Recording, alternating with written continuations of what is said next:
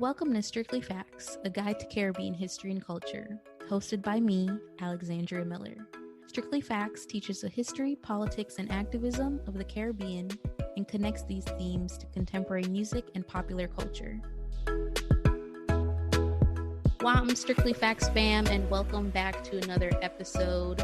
Thank you so much for your feedback from our review session and helping our community grow a little bit further. So this week's topic is one that we've touched on a bit.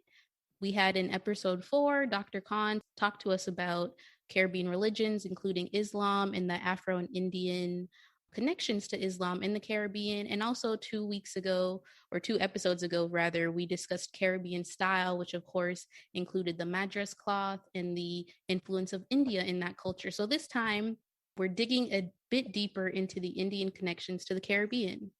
So for those who may not be too familiar with the Caribbean, while the Caribbean is known for having a majority Black population in most of our islands or states due to enslavement, we also have incredible amounts of Asian populations as well, primarily Chinese and Indian populations, due in large part to indentured servitude or indentureship.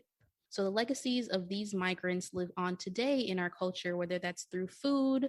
So you can think of having roti in the Caribbean, or whether it's chutney music, etc. The list goes on. And so today we'll especially be focusing on Indian migrants to the Caribbean, their histories, their legacies, and even Indo-Caribbean migration to the global north.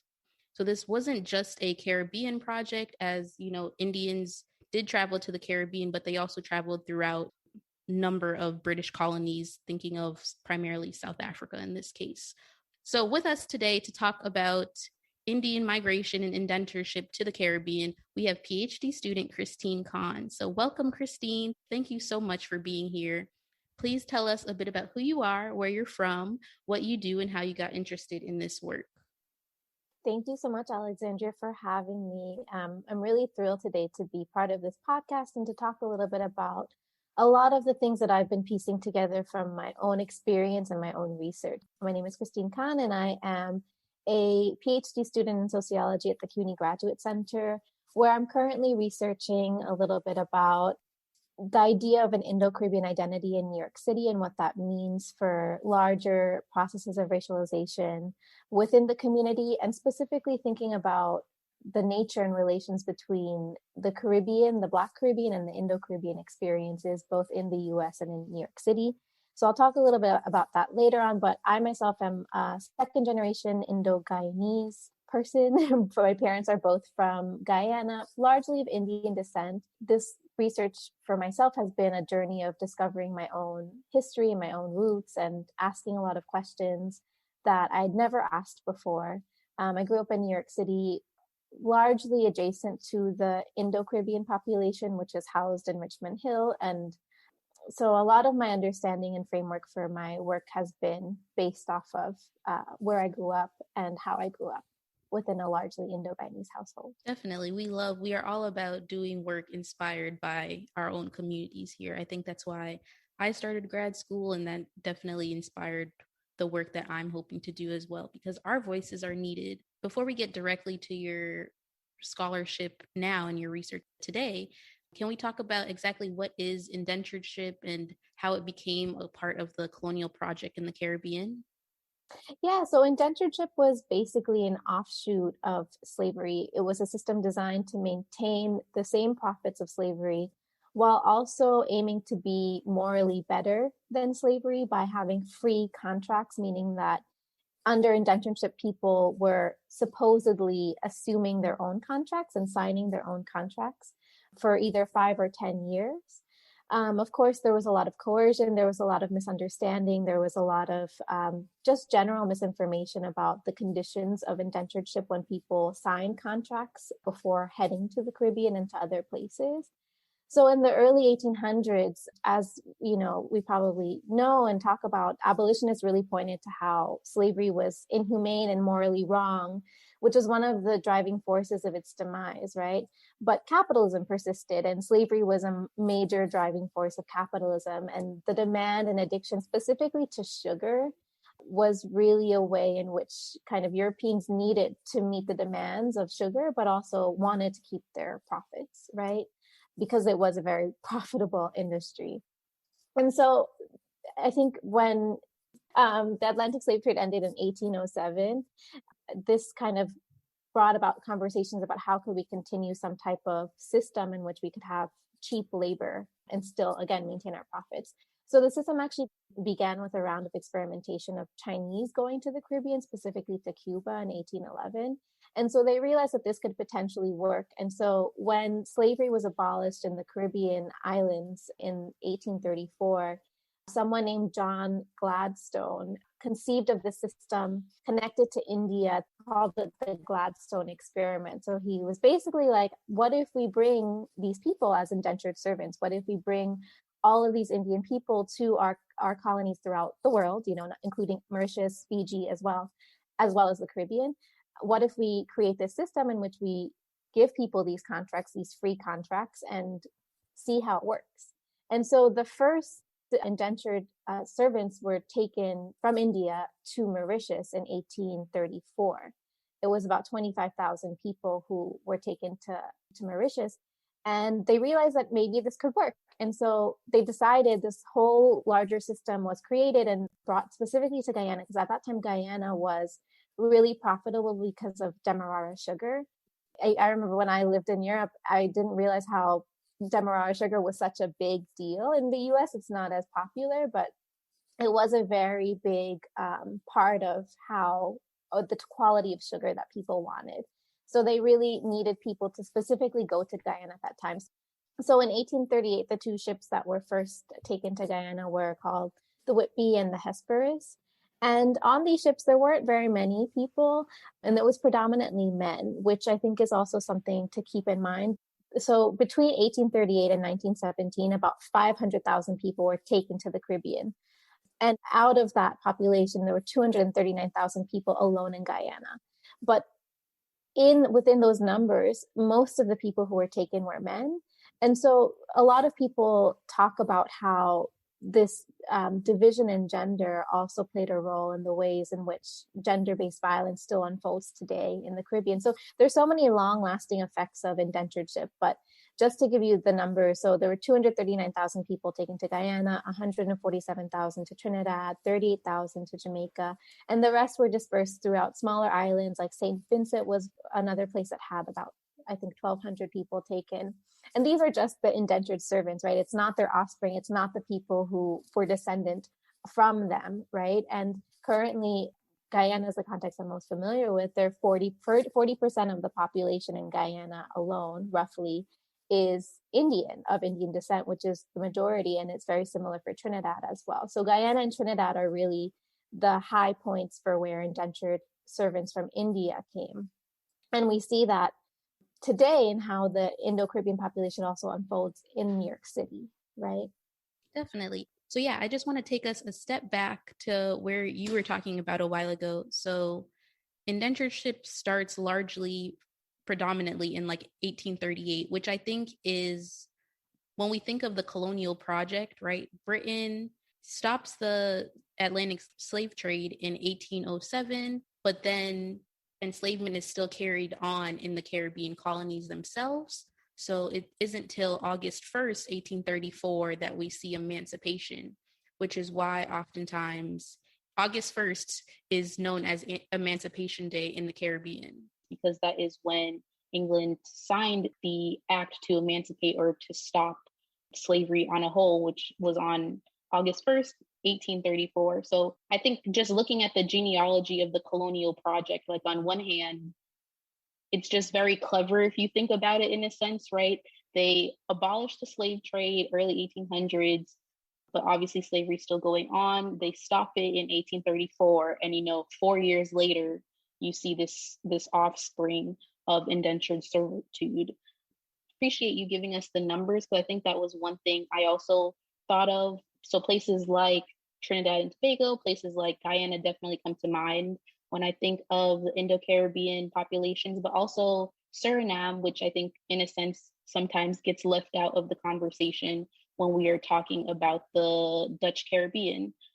Yeah, that's a really important distinction I think that you made. And I think I say these dates and these numbers because it really hits home how these systems were really contrived and thought of. They weren't things that were designed overnight. There were experiments that were made to see if these things could potentially work for the benefit of Europeans solely, right?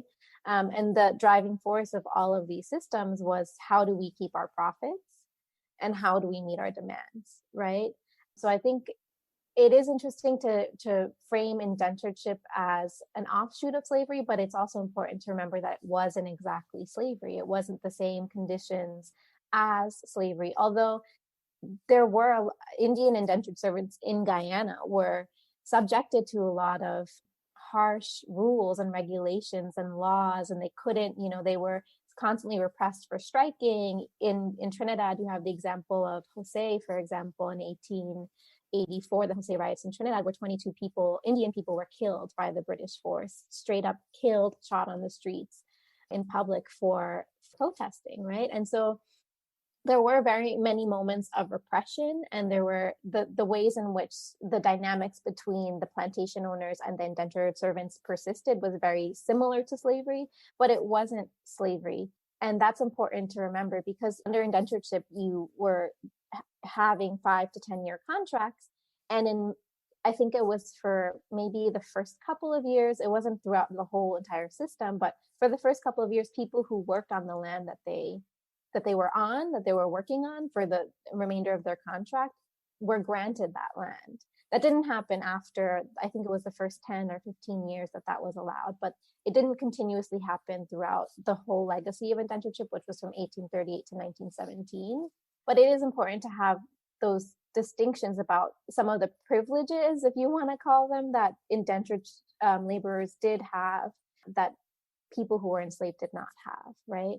But at the same time, scholars like Du Bois, who's a famous sociologist, W. Du Bois, he talks about indentureship in the 1900s as being an extension of the global color line. We have people viewing, Walter Rodney in his famous works also viewed slavery, indentureship as an extension of slavery. So there are those comparisons and parallels that are important to remember as well, I believe. And definitely one that I think sort of, in a sense, could support and counter the research that you're doing, right?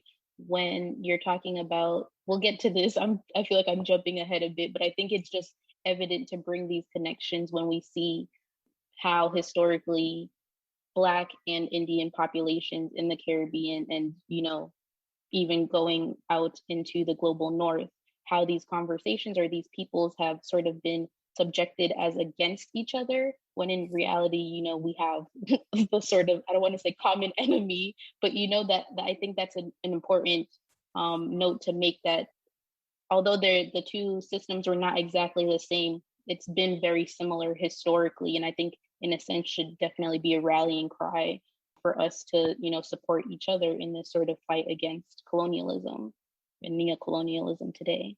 Mm-hmm. I agree. I think that we all have the same legacy of being uprooted, of cultural erasure, of a longing for the past, of a longing for understanding. That is an inherent connection. But at the same time, we also share this beautiful culture that has been fused together despite all of its flaws and all of the divisions that do exist.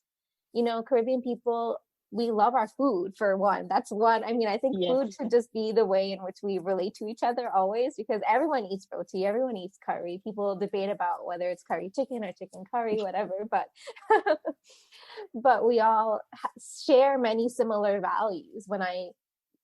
Growing up in New York City, even going away to school, like the people who I related to the most were Caribbean people, because of, we shower twice a day. We have like very similar ways of being that are rooted in the culture of the Caribbean specifically, that get divided because of these legacies of colonialism in many ways, and also in the post-colonial period with ethnic divisions, specifically in Guyana and Trinidad along political parties. We forget a lot of times the similarities that exist because of those divisions, right? Definitely. So indentureship ends in 1917. So the British end up outlawing indentured servitude. And I want to fast forward a bit to your work more specifically, or more contemporarily, rather. So you mentioned that your research investigates Indo-Caribbean migration to the global north, primarily in New York. What have you found out about these patterns, and maybe offer what motivated some of your population's migration, things of that nature? Yeah. So in order to understand this, I think it's important to go back to the 1950s and 1960s and the post independence period, or the years leading up to independence from the British. During that time in the 1950s, 1960s, there's so much going on globally. There's a surge in anti-socialist, anti-communist ideology coming from the West, wanting to really ensure that no government is a socialist government, especially governments that are under their control. And so that was really a defining moment for specifically Guyana. I think for most of the Caribbean, but the one that I'm most familiar with is with Guyana. And so in 1957, one of the parties that was going to kind of lead this transition period to independence was called the PPP, which is the People's Progressive Party, which was actually a union between an Indian man and a Black man, Forbes Burnham, who's Afro-Guyanese, and Chetty Jagan, who's Indo-Guyanese. And those names are household names. Everyone knows about both of them, and it's not because of their alliance, it's because of their division. Mm-hmm. So I won't go into too much detail, but basically there was the US and UK worked together to orchestrate a split between the parties, because Chetty Jagan was seen as, and he did run on a very socialist oriented platform. And so the US and the UK, because of their stake within the Caribbean, right, because of the global proximity as well, wanted to ensure that there was no rise of socialism in that part of the world, right? And so they orchestrated the split within the party and kind of gave Forbes Burnham his own platform and funded him and helped in obtaining votes. And some people argue rigging the elections. It is very contested. It's a very gray area of history, I think, that's very politically divided in many ways. And when you read history, it's very divided, and depending on the point of view of the person who's writing it, right? But Burnham formed the People's National Congress, which is called the PNC. And so that basically started a wave of, which still exists today, ethnic divisions along political lines between Indians and Blacks. And so the PNC is seen as a Black party and the PPP is seen as the Indian party. And so when that split happened in 1961 to 1964, there was a surge in ethnic violence, right? Because people associated the split with Burnham being pro-Black and anti-Indian. And that happened partly because of his platform of wanting to get rid of sugar plantations, which at that point, Indian people were the ones who were working on the sugar plantations. But that was also, I think, one thing that I've been learning about and thinking about more as I read more and as I learn more about this context is about the Black Power movement in the Caribbean that's surging at that time. And I believe, and Walter Rodney points to this as well in his work, and Walter Rodney's a famous radical Guyanese activist, and I'll talk about him a little bit later because his work is becoming relevant to what I'm trying to look at. But he talks about how the Black Power movement kind of created this idea that the Caribbean is pro-Black and anti-Indian. And I think that does influence a little bit the ways in which these divisions are permeated and expanded during that time period. But that's all to say that there was a period of ethnic violence between 1961 and 1964. When I've been interviewing people, they recall that moment. I'm interviewing mostly Indo-Caribbean people. And they recall that moment of experiencing robberies, women being raped. It's a very harsh period that people have ingrained in their memory. And it's also the period in which a lot of Indian people left Guyana. So you see people, so Burnham was in rule. He was a prime minister from 1964 to 1980. During that time, if you ask any Indian person in Guyana, most of them would probably say that they experienced a lot of discrimination. People talked about how they wouldn't be allowed to board buses or they wouldn't be able to go into libraries. They had to go online for food rations, mostly in the rural areas. I think that's where people saw a lot of these effects, mostly in the rural areas of Guyana. And so a lot of people began to want to leave because they thought, they didn't have access to opportunities. They didn't have access to food. So a lot of people fled within the late 70s and 80s. Up until now, people are still coming. There's a constant flow of Caribbean migration, I think, always, especially to New York City.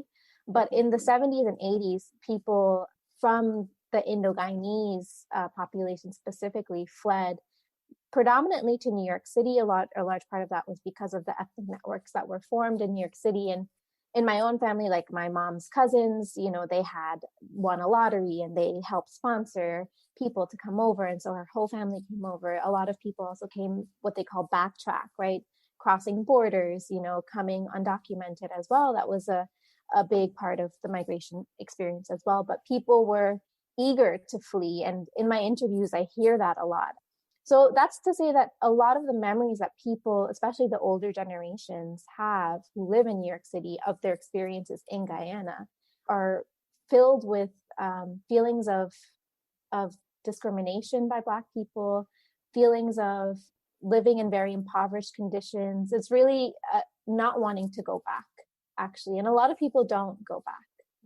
So yeah, that's a little bit about how people came to the US. And then as time has progressed, especially in New York City, and this is how ethnic communities form, right? You have one family arrives to a certain neighborhood, helps establish certain networks, and then it becomes a constant influx of people coming in. We now have in Queens, where I was raised in New York City, an area called Little Guyana that's known as Richmond Hill, South Richmond Hill, and Ozone Park combined together is called Little Guyana, which has really been, in my opinion, and what I've observed and what you see when you walk in that area, very much an Indo-Caribbean community within New York City. And it's the hub of food, it's the hub for culture, it's the hub for events, it's the hub for festivities. Like they have the Pagua Parade that was started in 1990, which I think speaks to the legacy of how long this community has been in New York City. Since 1990, they've had the Pagua Parade on Liberty Avenue, right? So it is pretty established and rooted right now in New York City, in Queens more specifically. There's one thing that I think you touched on a bit earlier, but could you talk a bit about how the sort of migration to the US impacted their outlook on what it means to be Indian, especially in the different context of Indian migrants coming to the US, whether they were directly from India versus Indo-Caribbean migrants? Yeah, it is a little complex. I would say it's very layered because in sociology in sociology of immigration, you have this idea of a proximal host, right? The person who is phenotypically similar to you and culturally similar to you that you would be drawn to when you migrate to a certain place. And technically that would be South Asians for Indo-Caribbean people. But I've actually observed and I've seen through my interviews that people actually distance themselves from South Asians. They learn things like Bollywood songs and movies. And actually, I think the increase in Bollywood movies happened and watching Bollywood movies happened more so in New York than in Guyana. I would argue that. One interviewee I talked to, he was like, we didn't have saris in Guyana. Like you didn't see people walking on Liberty Avenue, or walking on the streets of Guyana with saris. So there has been an exchange of material culture in terms of the music, maybe movies and clothing. But I think in terms of everyday social interaction, there's a lot of distancing.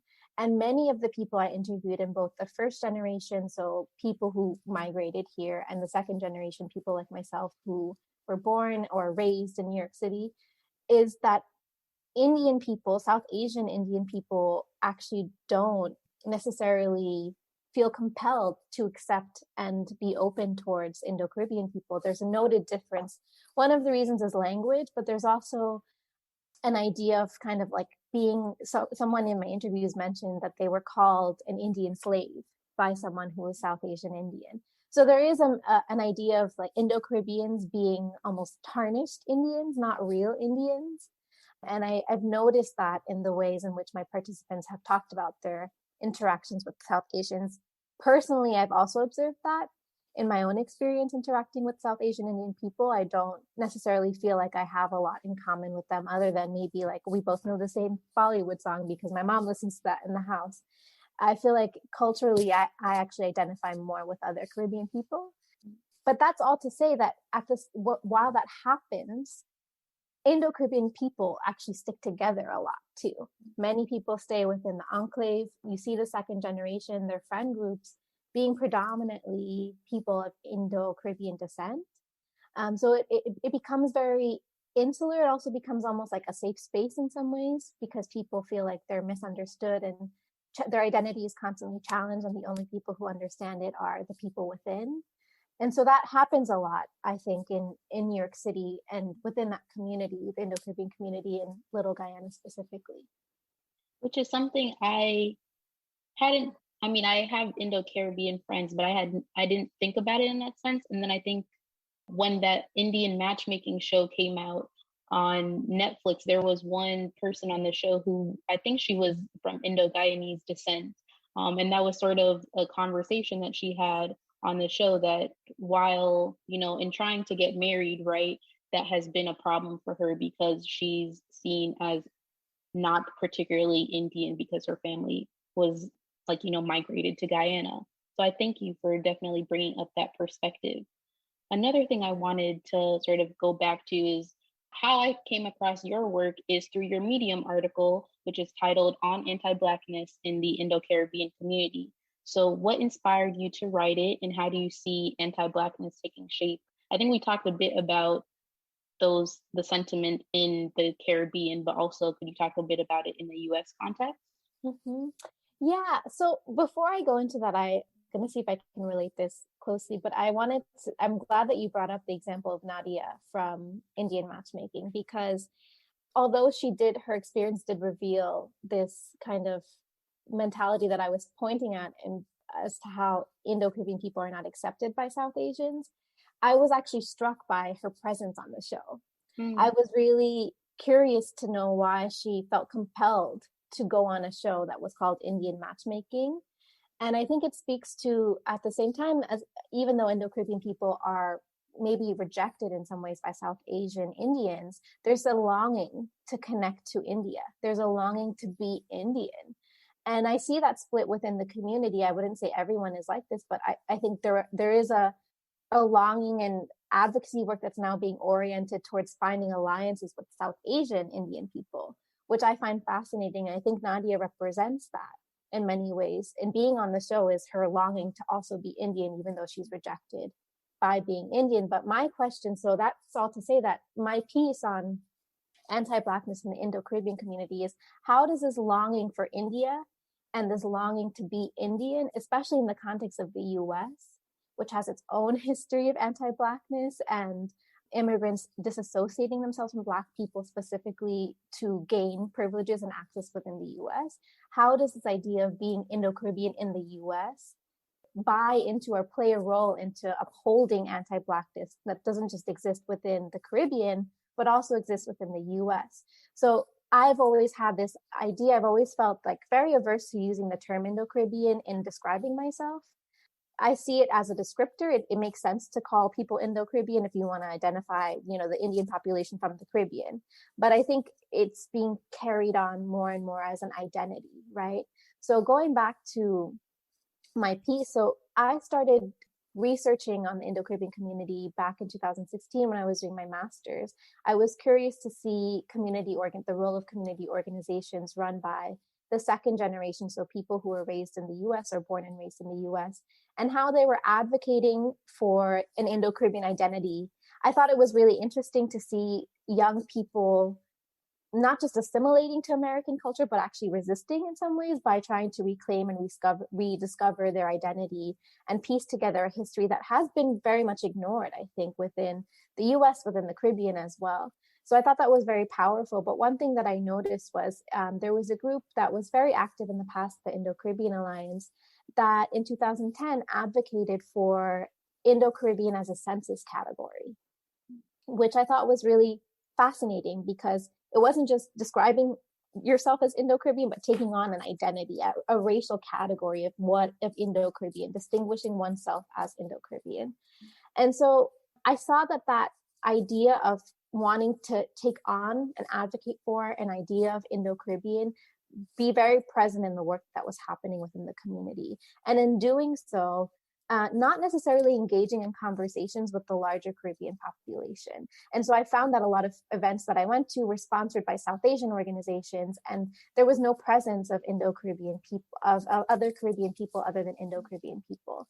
And I remember I facilitated a workshop on Indo-Caribbean history or identity in the US 2018, and someone who came from Brooklyn, from a community organization in Brooklyn, who was Afro-Caribbean, I remember he questioned the term Indo-Caribbean. He was like, why are you even making this distinction? Like, it feels like it's kind of fostering these divides.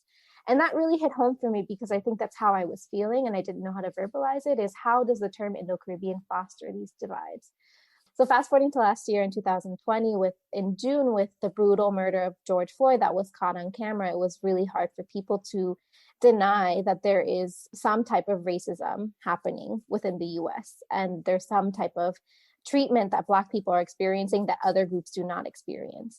So it became kind of this performative act in many ways, that a lot of organizations started expressing solidarity, support for the protests and condemning the murder of George Floyd.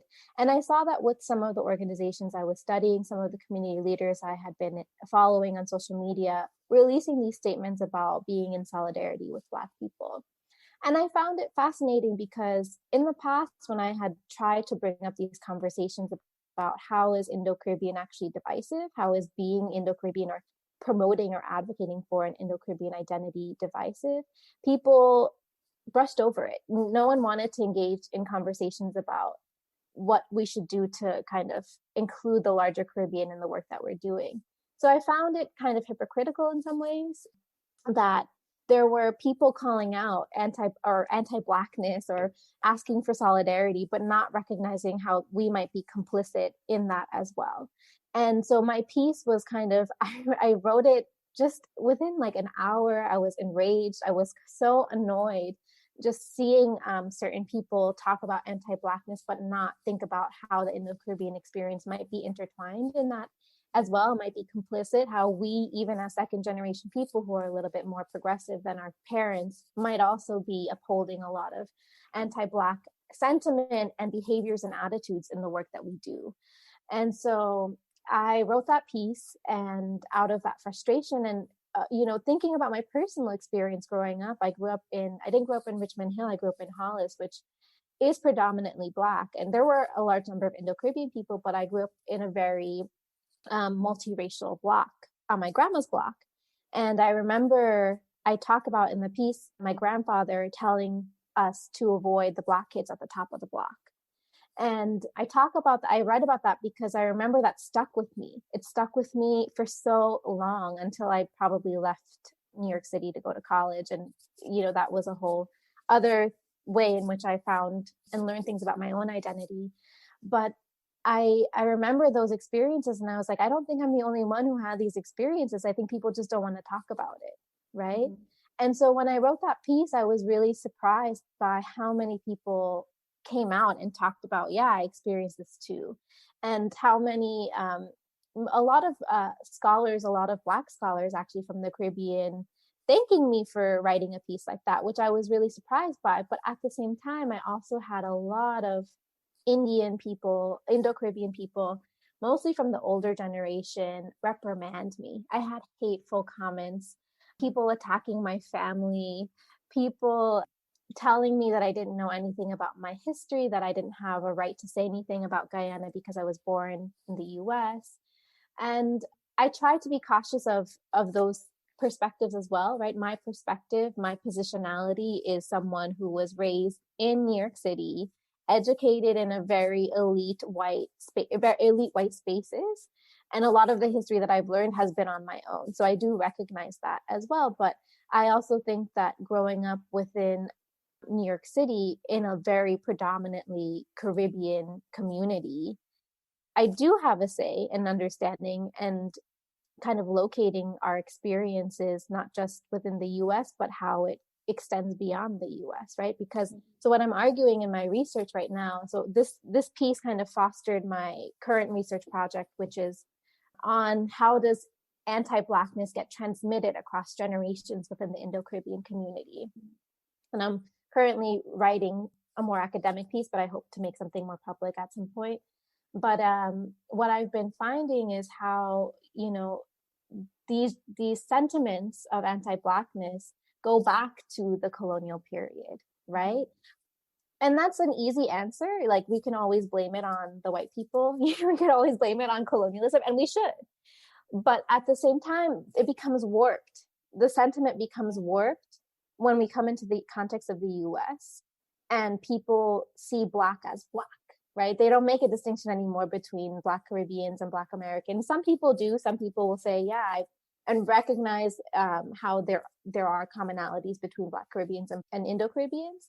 But in terms of like marrying someone, in terms of your friendships, in terms of who people feel comfortable interacting with, I've noticed a trend in people avoiding interactions with Black people, and that avoidance stemming from, in the second generation, stemming from their parents, but also stemming from racism in the US and anti-Blackness in the US, and the idea of what it means to assimilate into the US, which is to assimilate is to be anti-Black, right? To be American is to also distance yourself from Black people.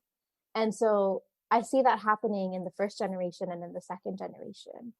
There are also moments of solidarity. I'm not going to just pin it as something that is completely negative, right? There are many moments of solidarity. And we go back, the moments of solidarity go back to the Caribbean, and we forget about those moments of solidarity, right? I was just reading about how in 1938, there's a sugar plantation, Leonora plantation in Guyana, that was really known for its activism. And there was a huge strike that started in Leonora, impacted the rest of the Caribbean as well. And it was led by Indian and Black people working together, you know, to strike. And I want to read a quote by Walter Rodney. Actually, I highlighted it today because I think even Walter Rodney, who is someone who is very siloed because of his politics, you know, especially when we come to the US, we believe in capitalism, we love capitalism. So thinking about anything that's beyond or socialist or radical is really hard for people to imagine. But it's funny because I remember growing up and hearing about Walter Rodney and my family liking him. And I asked my dad the other day, I was like, did you support Walter Rodney? He was like, yeah, I loved Walter Rodney. My aunt told me that too. Walter Rodney was a Black man, but he actually went to Indian communities throughout Guyana in the rural areas and talked about what aligned everyone, even with going back to Jagan with the PPP, about wanting workers' rights, wanting to ensure workers' rights, right? Working for the working people. And so he actually had many Indian followers. And it's funny to me, I don't see anyone talking about Walter Rodney within the Indo-Caribbean community. And I'm like, we should recognize him more. So I want to recognize him. And I want to recognize this quote that he said it's in this book from 1969, The Groundings with My Brothers. And he says, when the Indian was brought to the West Indies, he met the same racial contempt which whites applied to Africans. The Indian, too, was reduced to a single stereotype, the coolie or laborer. He, too, was a hewer of wood and a bringer of water. I spoke earlier of the revolt of the Blacks in the West Indies in 1938. That revolt involved Africans in Jamaica, Africans and Indians in Trinidad and Guyana. The uprisings in Guyana were actually led by Indian sugar workers. Today, some Indians, like some Africans, have joined the white power structure in terms of economic activity and culture. But the underlying reality is that poverty resides among Africans and Indians in the West Indies, and the power is denied to them. Black power in the West Indies, therefore, refers primarily to people who are recognizably African or Indian. That last line really stuck with me because he's making a connection between the Caribbean as a whole and not as a divided Afro and Indo-Caribbean. And that speaks, I think, to the extent to which solidarity can happen and has been thought of before. But right now, you know, it's still very divided. I think in order to get to a point of solidarity, we need to recognize where the divisions exist and how they manifest.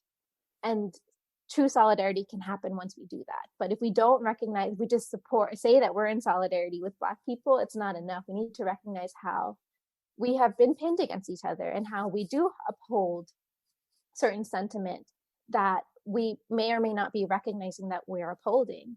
And it's a hard conversation to have. It's pretty messy. And I'm cautious of fostering the divide, with my research. So I'm trying to also remember these moments of solidarity to help myself and help everyone else realize that these are not just imagined ideologies, right? The legacies of anti-Blackness do stem from larger systems of white supremacy and colonialism that we've succumbed to, and we've held on to those mentalities. We need to kind of raise that consciousness to realize that, but it's hard to do, right? It's hard to do in practice. Definitely. But I think, even you citing that Walter Rodney piece is integral to this sort of conversations and the importance of knowing our histories, right? If we are more cognitive, not just of the histories of anti-Blackness, but the histories of solidarity, I think those definitely have an impact to kind of spin out and evolve forward as we continue to, work against the system in a sense, right? Knowing these histories is integral to us continuing the movement forward. So definitely, I want to ask you, I know we have to wrap up a bit. My favorite question of all, what are some of your favorite examples of whether it's Indo-Caribbean culture or history from or in our popular culture? I really think the music is so fun. Can be very sexist, but I think I love the way in which like soca chutney merges people, brings people together. The idea of like, we all love drumming, we all love moving our bodies in ways that other people don't, I think is really powerful and really important.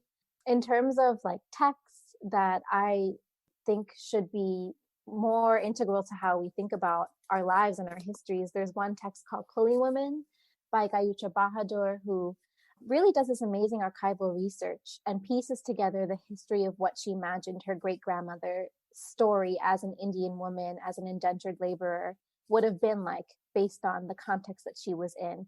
And she does this amazing archival research, and I think it's a great primary document, but also a wonderful narrative to really understand the history of indentureship from the lens of women, because I think when we add the perspective of women to understanding indentured servitude, we gain a lot of wealth of information to understanding how certain inequalities exist today, specifically within the community in Guyana and in the US, gender-based violence. So I think it's important to celebrate certain things like our music, our food, but also recollect and remember the traumas of certain legacies and mindsets that have been imposed on us and still exist in how we live our everyday lives. Oyago, stay tuned for Strictly Fact Sounds, where we connect our history to pop culture.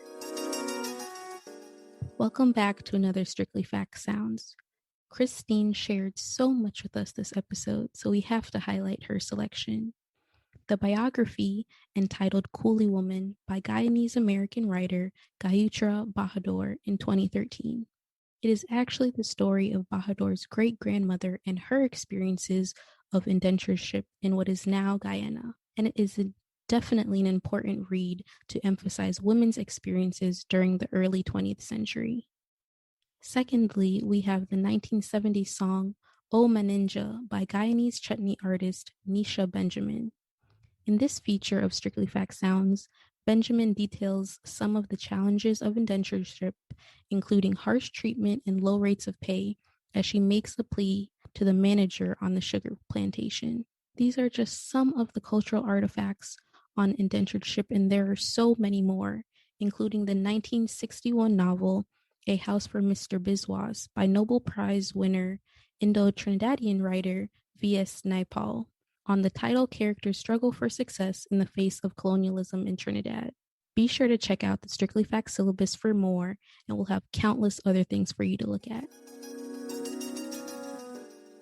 Thank you so much, Cristine, for joining us. Thank you all for listening to this episode. Cristine, please let everyone know where to find you on social media. I'm not really big on social media right now, but I do have a Twitter and an Instagram, so you can follow me there, and on Medium if I post. Definitely, yes. I will post your link to your to your article on the Strictly Facts syllabus and as well in the show notes. So again, everyone, thank you for listening. We look forward to hearing your thoughts, so feel free to message us, tweet us, leave us a voicemail on our website, and we can keep this conversation going. Look more, everyone. Thanks for tuning in to Strictly Facts. Visit strictlyfactspodcast.com for more information from each episode. Follow us at Strictly Facts Pod on Instagram and Facebook, and at Strictly Facts PD on Twitter.